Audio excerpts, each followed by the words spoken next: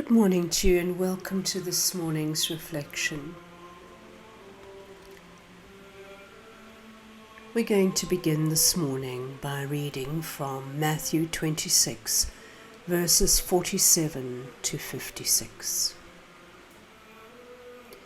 He was still speaking when Judas, one of the 12, appeared, and with him a large number of men armed with swords and clubs, sent by the chief priests and the elders of the people. Now, the traitor had arranged a sign with them. "The one I kiss," he had said. "He is the man. Take him in charge." So he went straight up to Jesus and said, "Greetings, Rabbi," and kissed him.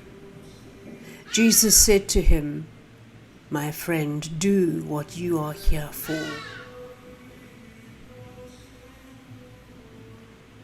Then they came forward, seized Jesus, and took him in charge. At that, one of the followers of Jesus grasped his sword and drew it. He struck out at the high priest's servant and cut off his ear. Jesus then said, "Put your sword back, for all who draw the sword will die by the sword. Or do you think that I cannot appeal to my Father, who would promptly send more than 12 legions of angels in my defense? But then, how would the scriptures be fulfilled that say that this is the way it must be?" It was at this time that Jesus said to the crowds, "Am I a brigand, that you had to set out to capture me with swords and clubs? I sat teaching in the temple day after day, and you never laid a hand on me. Now, all this happened to fulfill the prophecies in Scripture." Then all the disciples deserted him and ran away. In the darkness, a kiss calls forth surrender and new life. In the Garden of Eden, God breathed the breath of life into Adam, and he became a living spirit.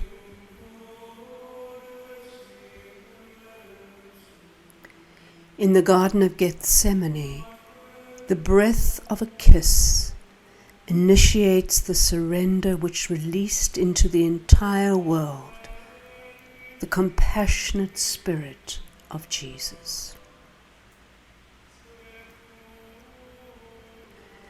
In the surrender of Jesus to God, all history, all prophecy will find fulfillment.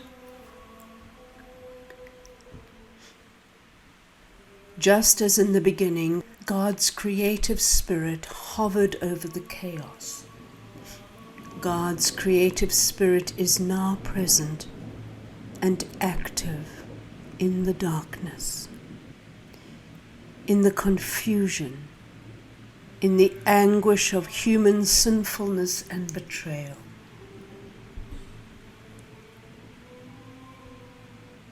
Who gave this kiss to Jesus?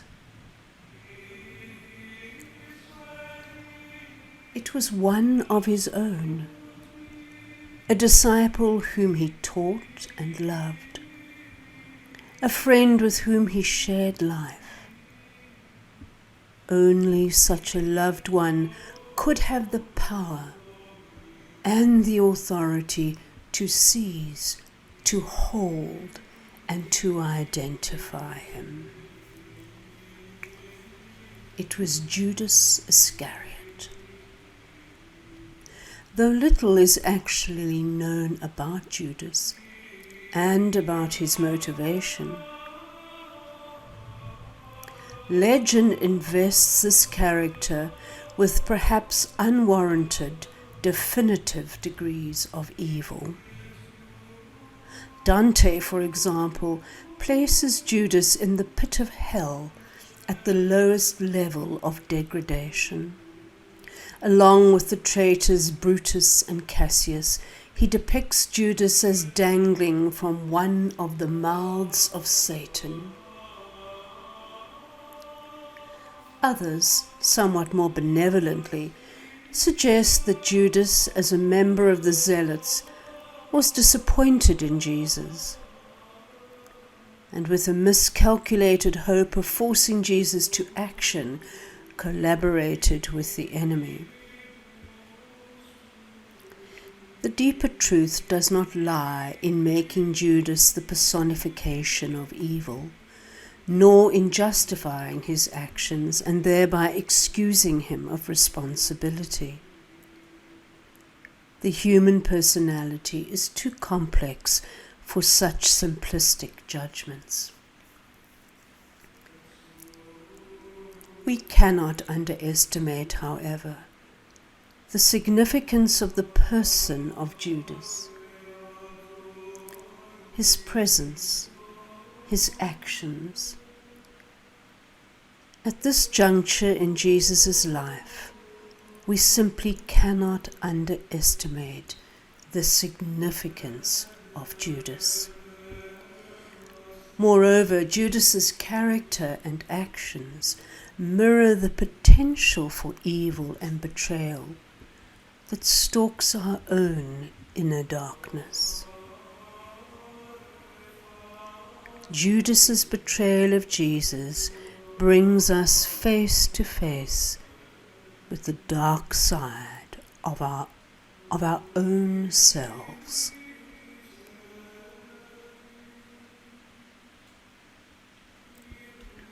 Examining it challenges us to a greater awareness of how we betray our God, ourselves, and each other.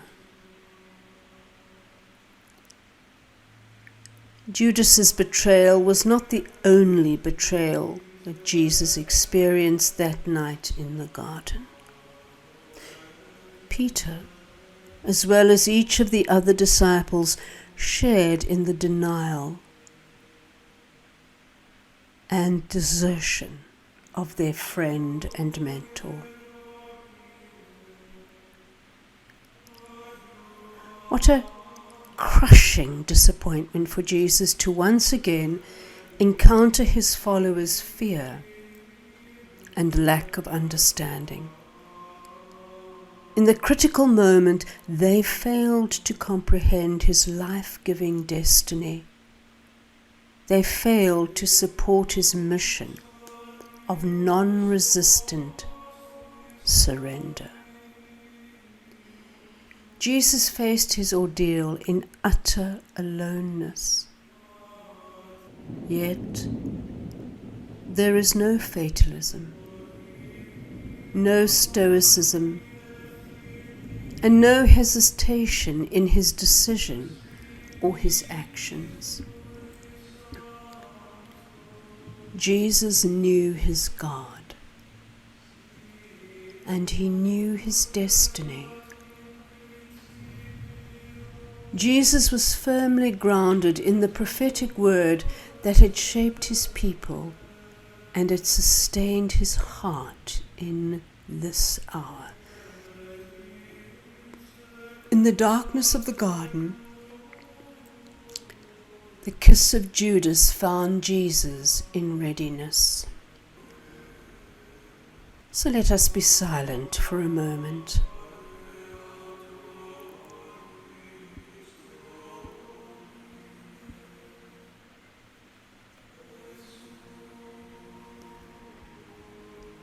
Place yourself in the Garden of Gethsemane. Note the darkness in the garden.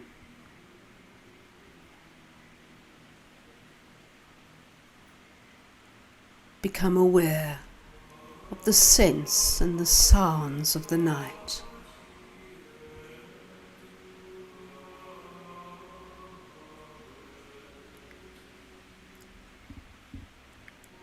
Become aware of the disciples who are present in the garden. Become aware of their expressions and their awareness of Jesus as he turns toward the gate.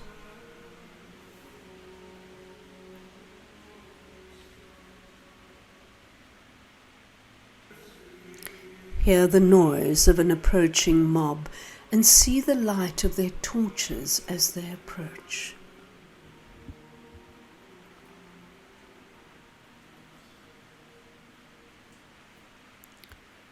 As they draw nearer, see the crude weapons they are carrying. At the head of the mob, you see Judas, and you watch as he approaches Jesus and kisses him. Listen attentively to the exchange between Jesus and Judas and become aware of your response as you listen and watch.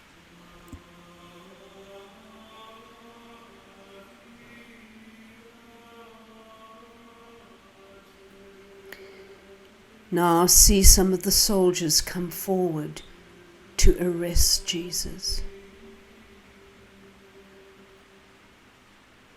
In the confusion that follows, see a disciple strike one of the high priest's servants with a sword, and listen as Jesus reprimands that disciple.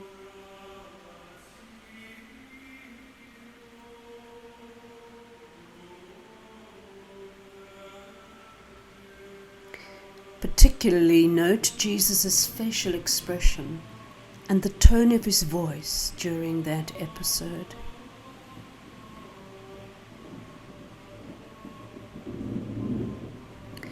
Continue to listen to Jesus as he speaks to the crowd.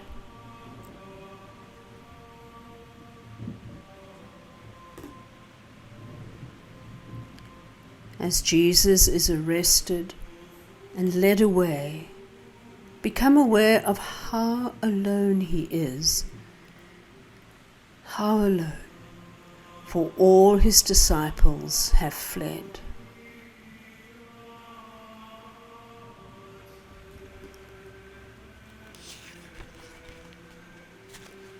And just for a moment, ponder how you might have betrayed Jesus.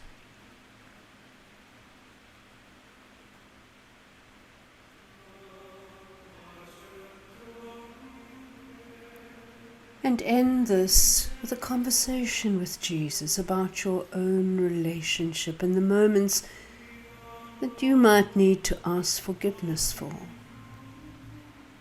when you have let him down. But be aware that his response is always a loving one.